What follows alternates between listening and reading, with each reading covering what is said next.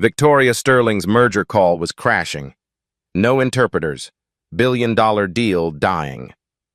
Jerome Washington reached over to mute the radio, trying to help. Victoria's head snapped around like a viper. "Keep your monkey hands off my car." The words hit the air like a slap. Jerome's hand froze mid-reach. "You think because you drive my Mercedes, you get to touch my things?" Her voice dripped with poison. "You're the help. Stay in your lane." Jerome's jaw clenched. His eyes stayed locked on the road ahead. "Matter of fact, put the partition up. I'm tired of seeing your face in my mirror." The glass barrier slid up between them with a soft hiss. Victoria returned to her panicked phone calls. In the front seat, Jerome gripped the wheel. 3 years of Stanford education, 5 languages mastered at Georgetown, 2 decades of diplomatic service. Invisible. What Victoria didn't know? Her monkey was about to save her empire. The partition couldn't block the chaos erupting behind it. "What do you mean all 3 interpreter services are booked?" Victoria's voice cracked with desperation. "Richard, this is a $1,200 million deal." Jerome watched her in the rearview camera, pacing in the back seat like a caged animal. Her perfectly styled hair was coming undone. Mascara smudged under her eyes. "I don't care if it costs $50,000. Find someone who speaks Japanese and Mandarin," she was shouting now. "The Nakamura Singh team lands in 90 minutes. Another call, another dead end. "No, we cannot postpone," Victoria hissed into her phone. "They'll walk away permanently. 3 years of negotiations down the drain." Jerome had heard enough boardroom conversations to know the truth. Sterling Dynamics was 3 months from bankruptcy. This merger wasn't just business. It was survival. 200 jobs hung in the balance, including his own. Victoria's next call went to voicemail. Then another. Her hands were shaking as she dialed. That's when Jerome made his choice. He lowered the partition. "Excuse me, Ms. Sterling." Victoria's head whipped around, fury blazing in her eyes. "I told you to—" "What languages do you need?" The question hung in the air like smoke. Victoria's mouth opened, then closed. Her phone call was forgotten. "I'm sorry, what?" Jerome's voice was calm, professional. "For your merger meeting, what languages do you need?" Victoria stared at him like he'd spoken in tongues. That's not your concern." "Japanese and Mandarin?" Jerome continued quietly. "Hindi? Korean?" Something in his tone made Victoria's breath catch. This wasn't the voice of a driver anymore. "You speak Japanese?" "Fluently, along with Mandarin, Hindi, Korean, Arabic, Portuguese, French, German, and Spanish." The car fell dead silent. Victoria's phone slipped from her hand. Victoria's world tilted sideways. "You're telling me you speak 9 languages?" Her voice was barely a whisper. Jerome nodded once. "Would you like me to demonstrate?" Before Victoria could answer, her phone rang. The caller ID made her stomach drop. Nakamura Singh Holdings.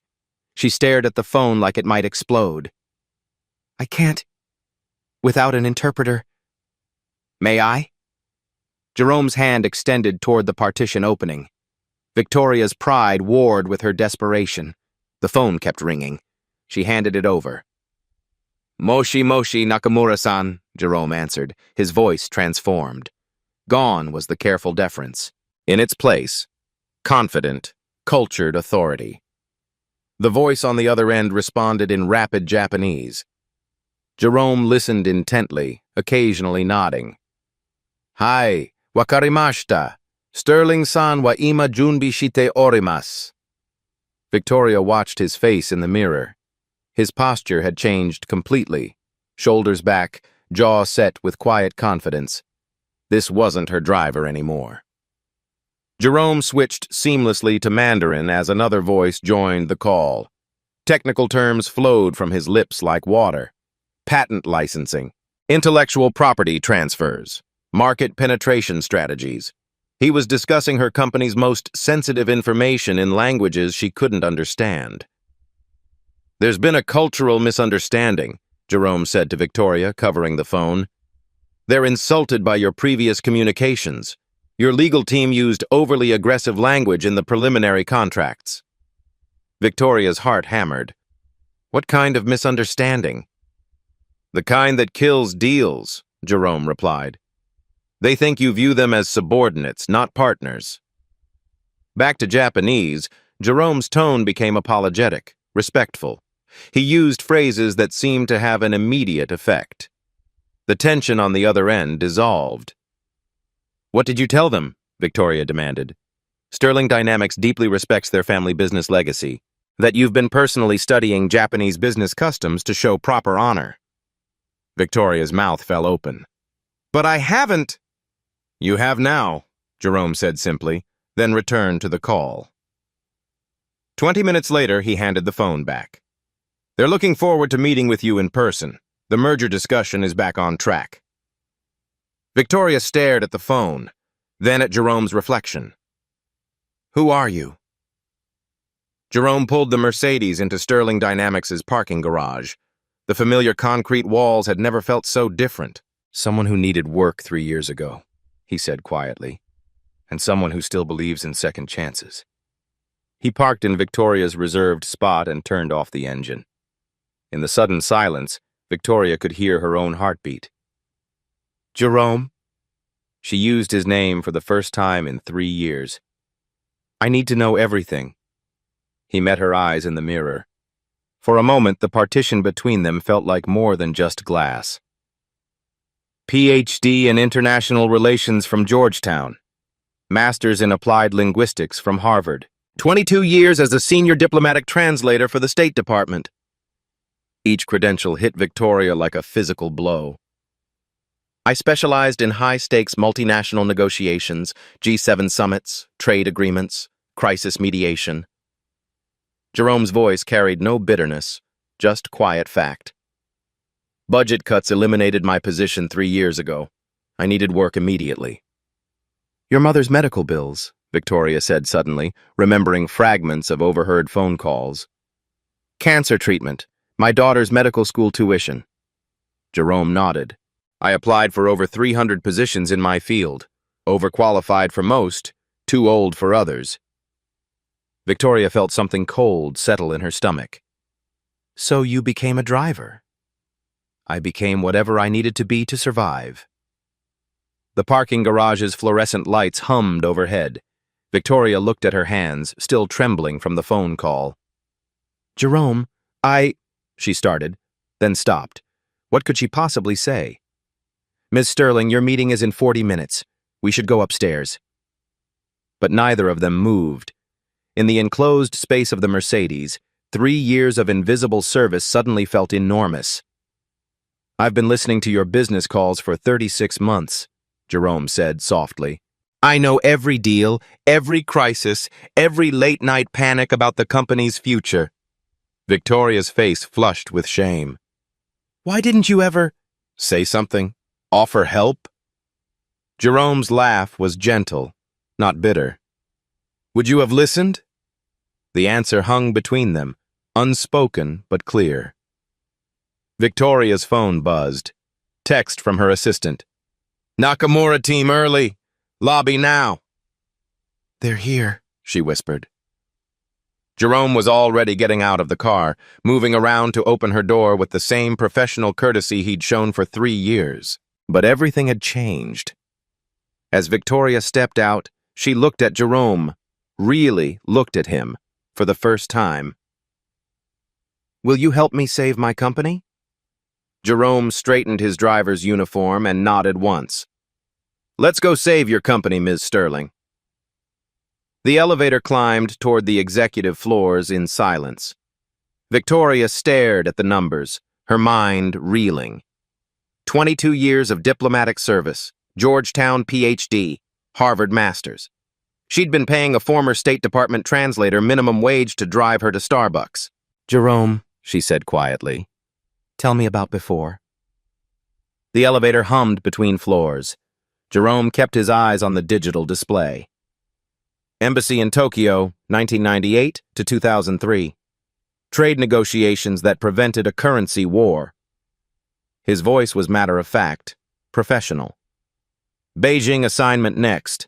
Helped draft the intellectual property frameworks that your company still uses today. Victoria's breath caught. Those frameworks had saved Sterling Dynamics millions in licensing fees. After that, Geneva, UN climate accords. Then back to D.C. for cabinet-level briefings. Jerome paused. I translated for 3 presidents, Ms. Sterling. 2 Democrats, 1 Republican.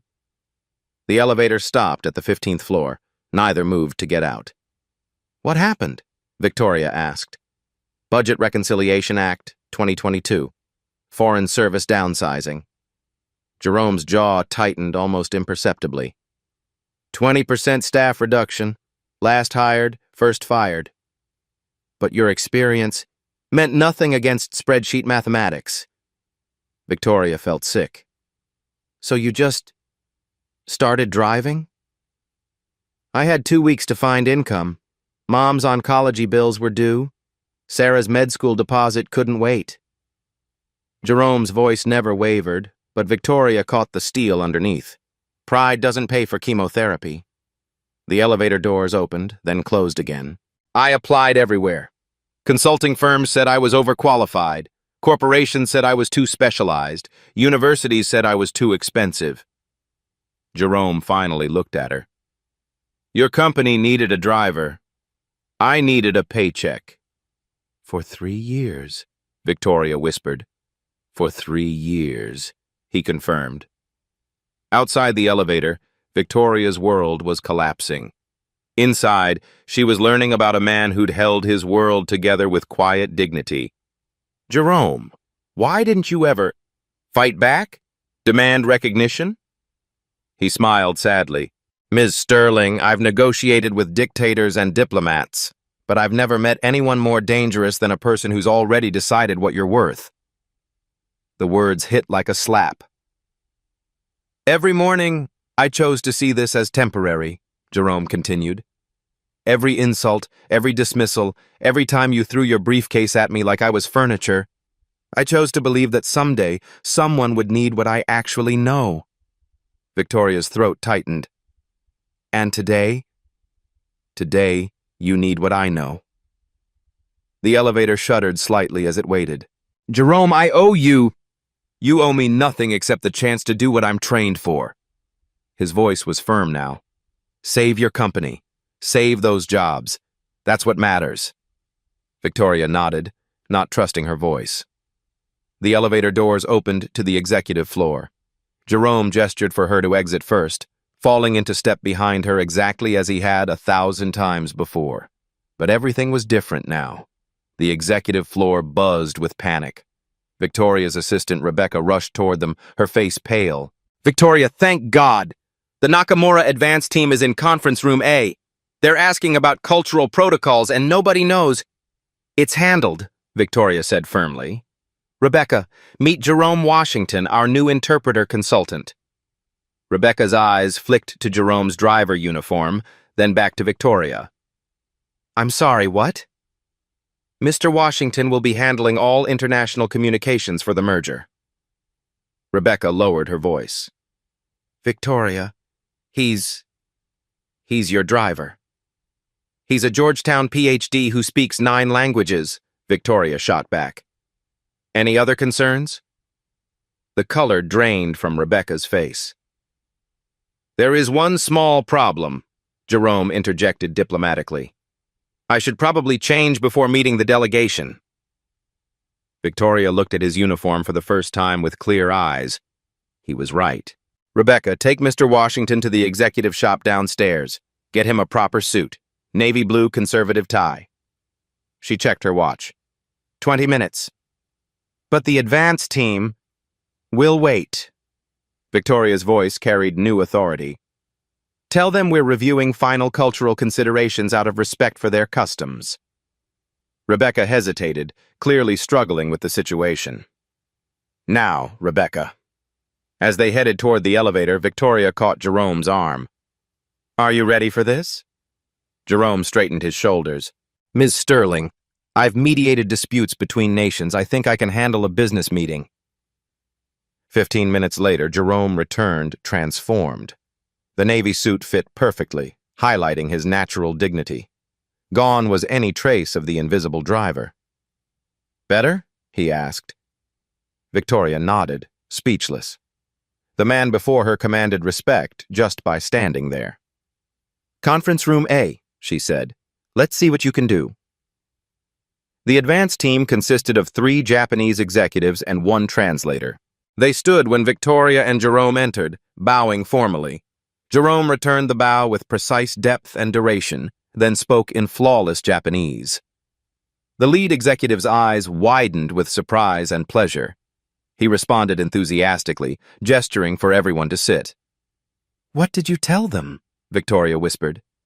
"That Sterling Dynamics is honored by their presence and grateful for their patience with our cultural preparations." The meeting proceeded in 3 languages. Jerome seamlessly translated technical specifications between Japanese and English while clarifying legal terminology in Mandarin when the Chinese patents came up. But more than translation, he was conducting diplomacy.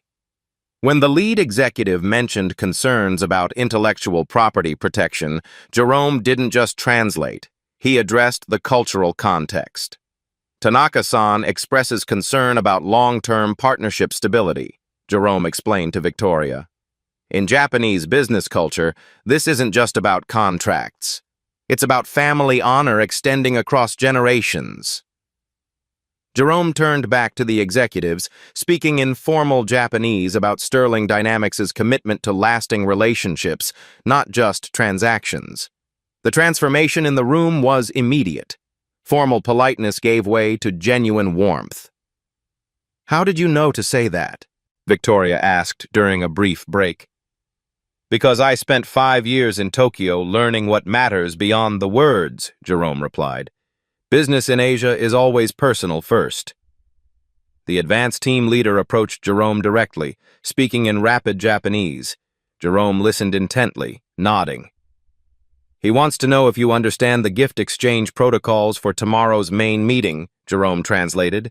"He's concerned your team might inadvertently offend Nakamura-san." Victoria felt her stomach drop. "What protocols?" Jerome and the executive spoke quietly in Japanese for several minutes. Jerome took notes, asking detailed questions. "We need specific gifts," Jerome explained. "Not expensive, but meaningful. Items that show you've studied their company history and family values." "Can you handle that?" "I can handle that." As the advance team prepared to leave, the lead executive shook Jerome's hand with both of his, speaking in Japanese. Jerome bowed deeply in response. "What did he say?" Victoria asked after they'd gone. "He said, finally, Sterling Dynamics sends someone who understands respect." Victoria felt a mixture of pride and shame wash over her. "Jerome, about this morning in the car—" "Ms. Sterling," Jerome interrupted gently, "we have 16 hours to prepare for the most important meeting in your company's history. Personal apologies can wait."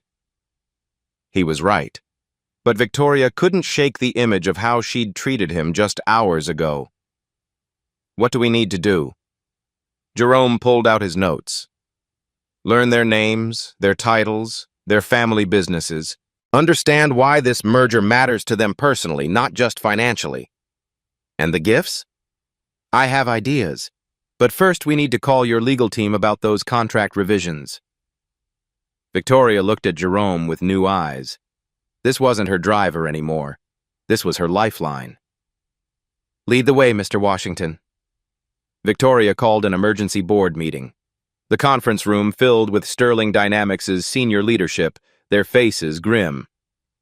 "I want you to meet Jerome Washington, our lead interpreter for tomorrow's merger."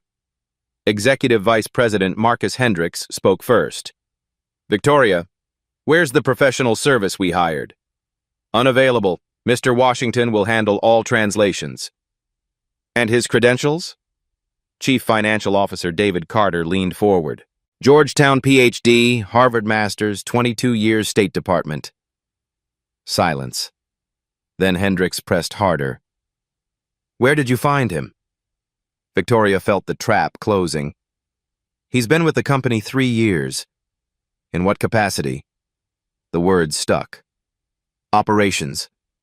Operations? Hendrix's voice dripped with skepticism. Victoria, this is a billion-dollar merger. We need verified professionals, not someone from the mailroom. Jerome sat quietly, face impassive. He handled today's advance meeting flawlessly, Victoria said. That's not the point. Hendrix used his patient, explaining to children tone. This is about appearances, credibility. Marketing Director Susan Walsh nodded. The Japanese expect a certain level of professionalism. We can't show up with someone who looks like... She stopped herself. Like what, Susan? The temperature dropped. Someone who looks the part, Hendrix said bluntly. Someone they'll take seriously. Are you questioning his qualifications? I'm questioning his suitability. We can't risk everything on someone we don't know. Jerome finally spoke, voice calm. Mr. Hendrix, what specific concerns do you have about Japanese protocols? Hendrix straightened uncomfortably. Cultural nuances, business etiquette, such as gift exchanges, proper bowing, seating arrangements. Ah, Jerome nodded. Ochugan summer protocols, correct ray angles for executives, and Zaseki positioning based on founding dates rather than revenue. Dead silence. Nakamura family business was established in 1952. Post-war reconstruction values. They'll expect gifts acknowledging their family's contribution to Japan's recovery, not expensive items suggesting we're buying influence. Hendrix's mouth opened. Singh Holdings follows British Indian traditions. Direct communication, minimal ceremony, absolute punctuality. Ms. Singh will interpret elaborate gift ceremonies as time-wasting. Jerome looked around calmly. The key is balancing both without offense. Nakamura gets the position of honor. Singh gets clear sightlines to documentation. The silence stretched. How do you know this? Hendrix whispered. I negotiated the 2019 Tokyo Trade Framework establishing current U.S.-Japanese protocols and mediated the Singh-Euro Bank dispute in 2020. 7 executives realized they'd questioned someone more qualified than all of them. Any other concerns about Mr. Washington's suitability? Victoria asked quietly. No one spoke. Good. Jerome, what do we need? As Jerome outlined strategy, Victoria watched the shift. Hendrix taking notes. Carter nodded. Walsh asking questions. But she also noticed what didn't change. The careful distance. Questions directed to her, not Jerome. Recognition wasn't acceptance. After the meeting, Hendrix approached privately. Where exactly has he been working for 3 years? Victoria met his eyes. Learning everything about our company, while we learned nothing about him. That evening, Jerome worked alone in the empty office. Victoria found him at 9 p.m., surrounded by documents, cultural research, and gift samples. You should go home, she said. Get some rest. Jerome looked up from his notes. Almost finished. Just reviewing the technical patents one more time. Victoria noticed the precision of his preparation. Color-coded files for each executive, cultural protocol checklists, even backup conversation topics. Jerome, this is beyond thorough. Ms. Sterling, in diplomacy we say, preparation prevents humiliation. He gestured to the research spread across the table. Did you know Mr. Nakamura's father was a Hiroshima survivor who rebuilt their family business from nothing? Victoria shook her head. That's why he values long-term partnerships over quick profits.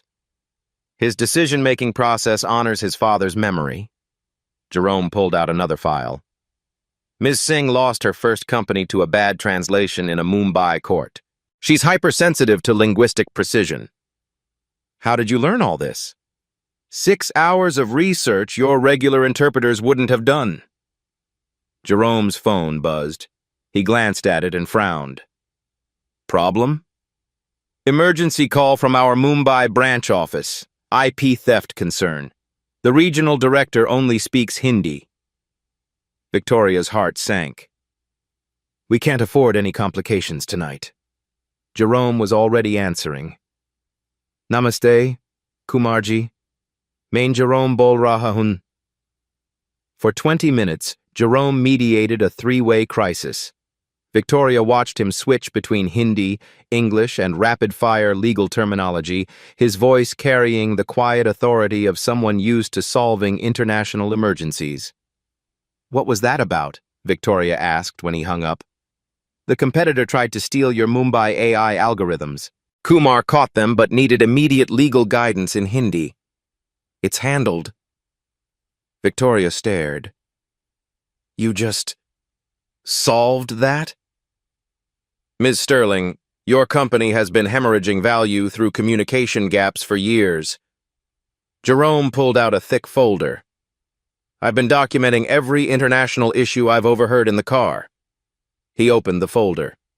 Dozens of incidents, missed opportunities, cultural misunderstandings. The sole software licensing deal that fell through? Your translator used informal Korean with the CEO's father. Unforgivable insult. Victoria felt sick. The Berlin partnership that stalled? Your legal team sent contracts in American English. Germans interpret that as intellectual arrogance. Why didn't you ever say something? Jerome's smile was gentle. Would you have listened? Victoria's phone rang. Unknown international number. Don't answer that, she started. But Jerome was already reaching for it. Sterling Dynamics, Washington speaking. Guten Tag, Herr Müller. German flowed from Jerome's lips like water. The conversation lasted 10 minutes, ending with Jerome laughing warmly. Your Berlin partners, he explained to Victoria's shocked face. They want to restart negotiations. Heard about tomorrow's merger and realized they made a mistake walking away. That deal was worth $40 million, Victoria whispered. It still is. I scheduled a video call for next week. Victoria sank into a chair. How many opportunities have we lost? Jerome's expression softened. The past doesn't matter. Tomorrow does. He handed her a perfectly organized briefing book. Everything you need to know about every person in that room. Their histories, their triggers, their decision-making patterns. Jerome stood. Ms. Sterling, tomorrow we don't just save your company. We transform it. Victoria looked at the briefing book, then at Jerome. Who are you really? Someone who believes in second chances, Jerome said quietly. For companies. And for people. Victoria couldn't sleep. At midnight, she sat in her home office researching Jerome Washington. What she found made her hands shake. State Department commendations, diplomatic achievement awards, news articles praising his negotiation breakthroughs, a photo of him standing behind 3 presidents during international summits. Her driver had shaped global trade policy. The next morning, Victoria called the board into an emergency session before the merger meeting. Before we begin today, I need to address yesterday's concerns about Jerome Washington. The executives filed in, looking tense. Jerome wasn't with her. I spent last night researching his background. Victoria pulled up her laptop screen. Marcus, you questioned his credentials. A State Department citation appeared on the conference room monitor. Presidential commendation for preventing the 2018 U.S.-China trade war collapse. Hendricks shifted uncomfortably. David, you worried about his experience. Another document appeared. Lead negotiator for the Asian-Pacific Economic Framework, the foundation of our entire international business model. Chen looked pale. Susan, you questioned whether the Japanese would take him seriously. Victoria clicked again. Personal letter of recommendation from former Japanese Prime Minister Sato. Jerome mediated the 2020 Okinawa base agreements. Walsh stared at the screen. For 3 years, we've employed one of America's most accomplished diplomats. Victoria's voice carried quiet fury. And we used him to drive me to coffee meetings. The room was deadly silent. Jerome Washington doesn't work in our operations department, Victoria continued. He is our operations department, starting today. She clicked on a new document. I'm promoting him to Senior Vice President of International Relations. Salary, $180,000 plus equity. Reporting directly to me. Victoria, Hendricks started. I'm not finished. Victoria's voice cut through his objection. Jerome will also head our new Cultural Intelligence Division. Budget, $2 million annually. Staff, his choice. She closed the laptop. Any questions about Mr. Washington's qualifications? No one spoke. Good, because he's about to save this company. 20 minutes later, Jerome entered the boardroom wearing a perfectly tailored charcoal suit. Victoria noticed the immediate shift in posture around the table. Respectful attention replaced yesterday's skepticism. Ladies and gentlemen, Victoria announced formally, I present Jerome Washington, Senior Vice President of International Relations. She handed him a business card holder, his new cards printed overnight. Jerome accepted it with quiet dignity. Thank you for this opportunity. The opportunity is ours, Victoria replied, meaning every word.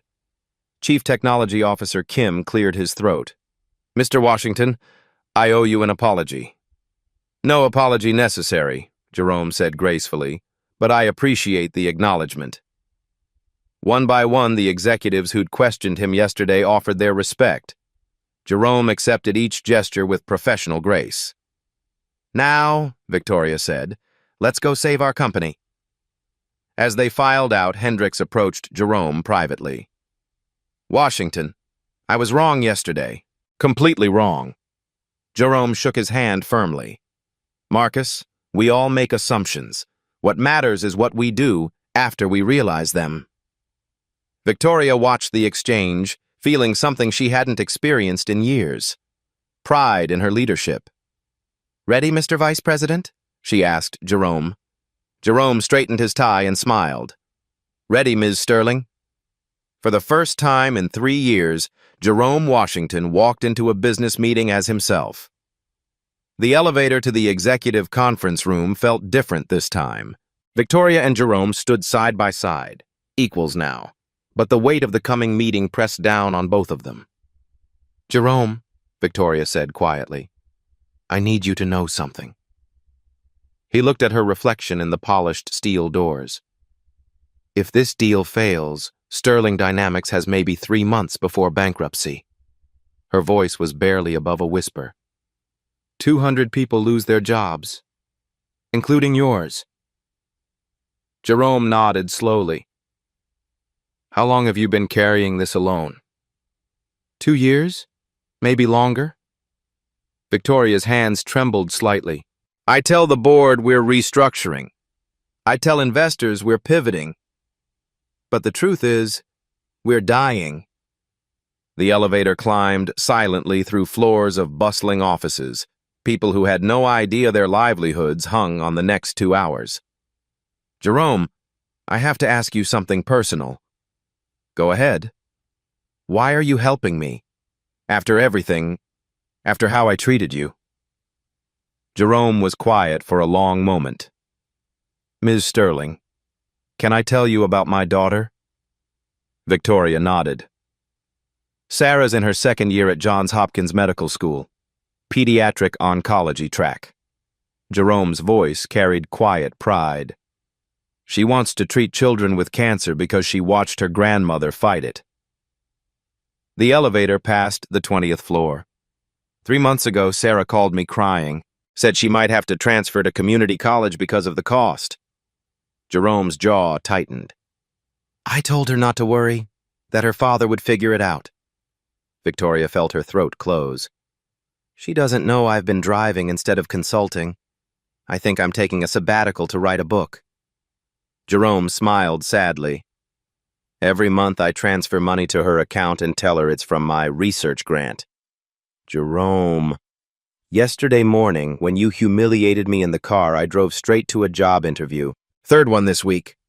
He looked directly at Victoria. Marketing coordinator at a community college, $28,000 a year. Victoria's eyes filled. I was going to take it. Tell Sarah to transfer. except that my career was over at 52. Jerome straightened his shoulders. But then you needed help. The elevator slowed as it approached the executive floor. Jerome, when this is over, when we save the company, if we save it. When we save it, Victoria repeated firmly. I want you to call your daughter. Tell her she's going to be the best pediatric oncologist in the country, and that her father made it possible. Jerome's eyes were bright. And I want you to know that saving your company isn't just about the jobs or the money. What's it about? Proving that talent exists everywhere, that worth isn't determined by job titles. Jerome met her eyes. That people like your daughter, and mine, grow up in a world where they're seen for who they really are. The elevator doors opened to reveal the conference room where their futures waited. Victoria extended her hand. Partners? Jerome shook it firmly. Partners. They walked toward the biggest meeting of their lives, no longer boss and employee, but two people fighting for the same dream. The Nakamura Singh Holdings delegation filled Sterling Dynamics' largest conference room. Floor-to-ceiling windows overlooked the city, but all eyes focused on the polished mahogany table where $1.2 billion hung in the balance. Mr. Hiroshi Nakamura, 73, sat with the quiet dignity of old Japanese business aristocracy. Ms. Priya Singh, sharp-eyed and direct, checked her tablet with military precision. Mr. Lee Carter, Chief Technology Officer, studied technical documents with laser focus. Victoria entered with Jerome at her side. The room fell silent. Jerome approached Mr. Nakamura first, bowing with perfect depth and duration. He spoke in formal Japanese, his voice carrying respectful authority. Nakamura's eyes widened with surprise and pleasure. He responded warmly, gesturing for everyone to be seated. What did you tell him? Victoria whispered. That Sterling Dynamics is honored by his presence and grateful for the wisdom of his family's business legacy. The first hour proceeded smoothly. Jerome seamlessly translated technical specifications between 3 languages while managing cultural nuances that could derail everything. Then the crisis hit. Ms. Singh suddenly stopped mid-sentence, her face darkening. She spoke rapidly in Hindi to her assistant, then turned to the room. I'm sorry, but we've discovered a serious problem. Victoria's blood ran cold. Our Mumbai office just informed me that Sterling's IP protection protocols are insufficient for our standards. Singh's voice was nice. We cannot proceed with a company that has such loose security measures. The room went dead silent. Victoria felt the deal slipping away. Jerome leaned forward slightly. Ms. Singh, may I ask what specific security concerns your Mumbai office identified? Singh's assistant whispered in her ear. She nodded curtly. Unauthorized access to algorithmic frameworks. Potential competitor infiltration. Singh closed her folder with finality. This is exactly why our last partnership failed. Victoria started to panic, but Jerome remained calm. Ms. Singh, I believe there may be a misunderstanding. Jerome switched to Hindi, speaking directly to Singh's assistant. The young man's eyes widened. He responded rapidly in Hindi, his tone urgent.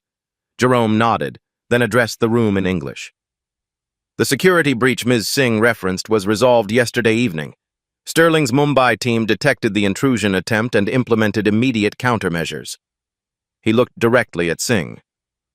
I personally coordinated the response with your regional director, Kumarji. The attempted breach was unsuccessful, and we've identified the competitor responsible. Singh stared at Jerome. You coordinated this? Sterling Dynamics' security protocols are actually more robust than your team realized. The fact that we detected and stopped the intrusion within hours demonstrates the strength of our systems. Jerome pulled out his phone, scrolling to a message thread. With your permission, I can conference with Kumarji to confirm the resolution. Singh looked stunned. You speak Hindi? Fluently, along with 8 other languages. Jerome's tone remained professional. Shall I make the call? Singh nodded slowly. The conference call with Mumbai lasted 20 minutes. Jerome mediated in 3 languages, walking everyone through the security response timeline. Kumar confirmed that Sterling's protective measures had actually exceeded Singh Holdings' own standards. When the call ended, Singh looked at Jerome with new respect. "Mr. Washington, your response time was impressive." "Ms. Singh, Sterling Dynamics takes partnership security very seriously, especially with organizations we hope to build generational relationships with." He had used the exact phrase that resonated with Singh's family business philosophy. But Mr. Nakamura raised another concern. He spoke quietly in Japanese, his tone grave. Jerome listened intently, then translated. "Mr. Nakamura expresses concern about long-term cultural compatibility. He's asking whether Sterling truly understands the commitment required for a 50-year partnership." Victoria felt her heart sink. This was the deeper cultural issue Jerome had warned her about. Jerome responded in formal Japanese, his voice carrying deep respect. He spoke for several minutes, occasionally pausing to let his words settle. Nakamura's expression gradually softened. He asked a question in Japanese. Jerome smiled and responded with a story that made Nakamura laugh softly. "What just happened?" Victoria whispered. "I told him about my father's service in post-war reconstruction, how American and Japanese engineers worked together to rebuild both countries." Jerome's voice was quiet. "I shared that true partnerships honor the sacrifices of previous generations while building for future ones." Nakamura nodded and spoke again in Japanese. "He says his father would have respected that sentiment," Jerome translated, "and that Sterling Dynamics clearly understands the meaning of honor." But the biggest test was yet to come. Mr. Carter suddenly looked up from his technical documents, his face troubled. He spoke rapidly in Mandarin, pointing to specific clauses. "What's wrong?" Victoria asked. Jerome listened to Carter's concerns, his expression growing serious. "Mr. Carter has identified a potential patent conflict in the AI algorithms, something our legal teams missed." Victoria felt the room temperature drop. Patent disputes could kill the merger instantly. "He's saying the image recognition protocols overlap with existing Chinese patents held by Baidu," Jerome continued. "If true, it could expose both companies to massive litigation." Chen pulled up technical diagrams on his tablet, speaking urgently in Mandarin. Jerome studied the information, asking detailed questions in Mandarin. His technical knowledge surprised everyone in the room. "Mr. Carter, may I suggest a solution?" Jerome finally said. Chen nodded. "The protocols you're concerned about are actually an evolution of open-source frameworks that predate the Baidu patents." Jerome switched to Mandarin, explaining technical details that made Carter's eyes widen. "Sterling's algorithms use a completely different neural network architecture," Jerome continued in English for the room. "The similarity is superficial, not structural." He pulled out his own tablet, showing comparative code structures that proved his point. Chen studied the information intently, then smiled broadly. He spoke in Mandarin, bowing slightly to Jerome. "Mr. Carter says I understand the technology better than most programmers," Jerome translated, "and that he's satisfied with our IP protection." The room collectively exhaled. 3 hours later, the impossible had become reality. Sterling Dynamics and Nakamura Singh Holdings hereby agree to a 50-50 partnership valued at $1.2 billion. Mr. Nakamura's voice carried the weight of history. "Implementation begins immediately." The conference room erupted in quiet celebration. Handshakes, bows, and relieved smiles filled the space where tension had reigned for hours. But then something unprecedented happened. Mr. Nakamura stood slowly, commanding attention through presence alone. He addressed the room in careful English, his accent precise. "Before we proceed with celebrations, I must acknowledge someone who made this partnership possible." Every eye turned to follow his gaze toward Jerome. This merger succeeded not because of favorable terms or financial projections, but because of Mr. Washington's exceptional diplomatic skill. The room fell completely silent. In 40 years of international business across 23 countries, I have never encountered such cultural intelligence combined with technical expertise. Nakamura bowed formally to Jerome, the gesture carrying profound meaning. You honor both our traditions and your own profession. Jerome stood and returned the bow with perfect depth and duration, his face reflecting quiet dignity. Ms. Singh rose next, her usual directness softened by genuine admiration. Mr. Washington, we've engaged interpretation services across 6 continents. You are the finest cultural liaison we have ever encountered. She approached Jerome with her business card, presenting it with both hands in traditional Japanese style despite her Indian heritage. We would be deeply honored if you would consider consulting for our Mumbai operations. Jerome accepted the card with appropriate ceremony. The honor would be mine, Ms. Singh. Mr. Carter joined them, speaking in rapid Mandarin with obvious excitement. Jerome responded fluently, making Carter laugh and clap his hands together. What did he say? Victoria asked, mesmerized by the exchange. He offered me a position as their chief cultural officer for all Asian operations, Jerome translated with a slight smile. I told him I already have the perfect job. The room filled with warm laughter, the tension of hours melting away, but the most meaningful moment was yet to come. Mr. Nakamura approached Jerome carrying a small silk-wrapped package. His movements were ceremonial, reverent. In Japanese business culture, this gesture represents profound professional respect between equals. Jerome received the package with both hands, unwrapping it with careful attention to the silk cloth itself. Inside lay an antique business card case, clearly a family heirloom of significant age and beauty. This belonged to my father, who rebuilt our company after the war, Nakamura said quietly, his voice thick with emotion. He believed that respect transcends nationality, language, and circumstance. He would have wanted you to have this. Jerome's hands trembled slightly as he held the precious gift. He bowed deeply, holding the case against his heart.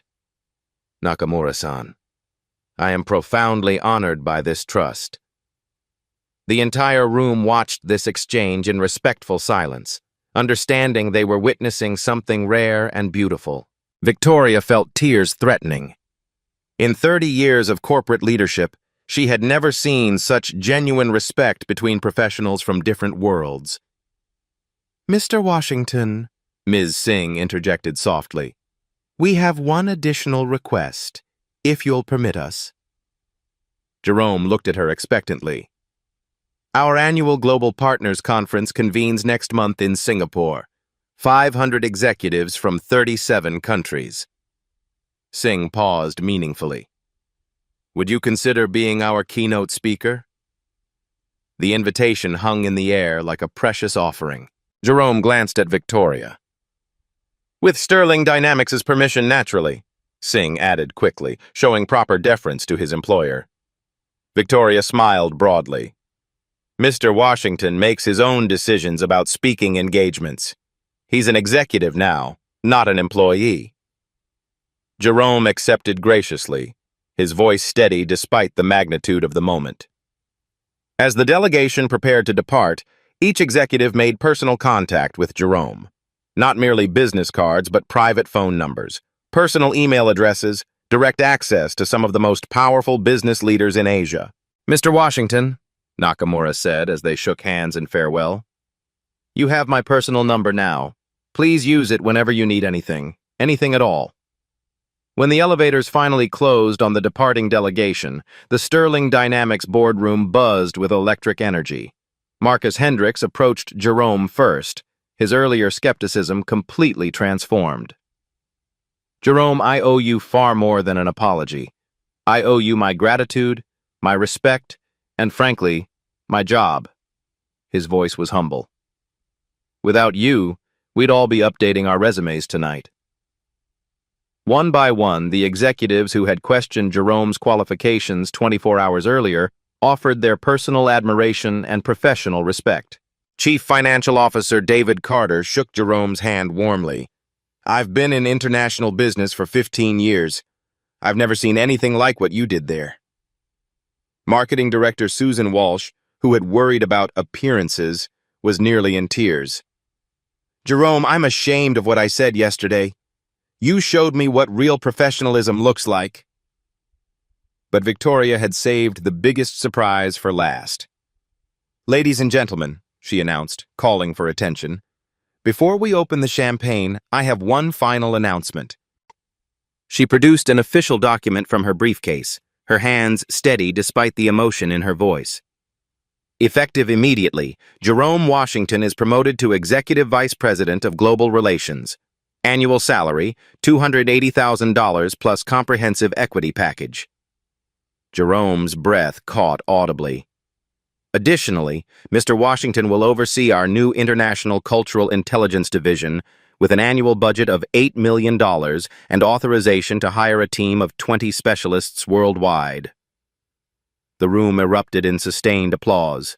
"But most importantly," Victoria continued, her voice growing thick with emotion, "Mr. Washington will serve as my personal advisor on all matters involving human dignity, corporate culture, and the recognition of talent wherever it exists." She handed Jerome a leather portfolio. "Your equity package makes you the third largest individual shareholder in Sterling Dynamics. You're not just an employee anymore, Jerome. You're the owner of this company." Jerome opened the portfolio with trembling hands, staring at documents that represented more financial security than he'd ever imagined. "Miss Sterling, I don't know what to say," he managed. "Say you'll help me build a company that sees people the way you helped me see you," Victoria replied. "Say you'll help me become the leader I should have been all along." Jerome nodded, unable to speak. The celebration continued for 2 hours. Champagne flowed. Phone calls were made to spouses and children. Plans were drawn for Jerome's new division. But the most meaningful moment came when Jerome stepped into Victoria's private office to make a personal call. Victoria watched through the glass wall as Jerome dialed his daughter. "Sarah? It's Dad. Sweetheart, are you sitting down?" She could see him crying and laughing simultaneously as he spoke. "No, honey, you absolutely don't need to transfer schools. In fact, your father just became an executive vice president. Your medical school is fully funded, all 4 years. Focus on becoming the incredible doctor I know you'll be." When Jerome returned to the celebration, his eyes were bright with pure joy. "How does it feel?" Victoria asked quietly. Jerome looked around the room at his new colleagues, then at the city lights beginning to twinkle outside the windows. "Like I remember who I really am," he said softly. "Like I'm finally home." 6 months later, Jerome's corner office on the 32nd floor hummed with international activity. 3 monitors displayed live feeds from Singapore, Mumbai, and Berlin. His Cultural Intelligence Division had prevented 4 diplomatic disasters and closed deals worth $400 million. Victoria often stopped by just to watch him work. The transformation still amazed her. "Mr. Washington," his assistant announced, "your daughter's calling." Jerome smiled and picked up. "Hey, sweetheart, how's pediatric rotation treating you?" Sarah's excited voice filled the room. "Dad, I just got accepted for the summer research program at Children's Hospital. Full scholarship." "That's my girl," Jerome said proudly. "Your grandmother would be so proud." After hanging up, Jerome noticed Victoria in his doorway. "Good news?" she asked. "The best. Sarah's becoming everything I hoped she would." Jerome gestured to his desk. "Just like this company." On Jerome's desk sat his daily reminder, his old driver's license in a simple frame next to Mr. Nakamura's antique business card case. "Any regrets about that morning in the car?" Victoria asked. Jerome considered seriously. "Not anymore. That moment brought us both to where we needed to be." "Even after everything I said?" "Victoria, you gave me the greatest gift that day, the chance to prove that worth isn't measured by uniform or title." Victoria's phone buzzed. She smiled at the text. Speaking of talent, I just hired our new head of facilities, Maria Rodriguez. She mentioned having a law degree during her interview. Jerome raised an eyebrow. Formerly your driver? Formerly my driver, now our top legal officer. Victoria grinned. Funny how much you see when you actually look. That afternoon, a news alert flashed across Jerome's screen. Sterling Dynamics model transforms corporate culture nationwide. The article featured dozens of companies adopting their Hidden Talent Initiative. CEOs sharing stories of discovering PhDs working in mailrooms, former professors driving Ubers, displaced engineers cleaning offices. Jerome's phone rang. Unknown number. Mr. Washington, this is David Kim from Samsung Electronics. We need your help. What can I do for you, Mr. Kim? Our night janitor just solved a coding problem our engineers couldn't crack. Turns out he's a former AI researcher from Seoul National University. Kim's voice was amazed. We heard about your story. How do we do this right? Jerome smiled. Start by apologizing, then start by listening. By evening, Jerome had fielded 12 similar calls. Victoria found him at 8 p.m., still taking calls from executives worldwide. The Jerome Washington Foundation is getting 500 applications daily, she reported. Displaced professionals, underemployed talent, people stuck in survival jobs.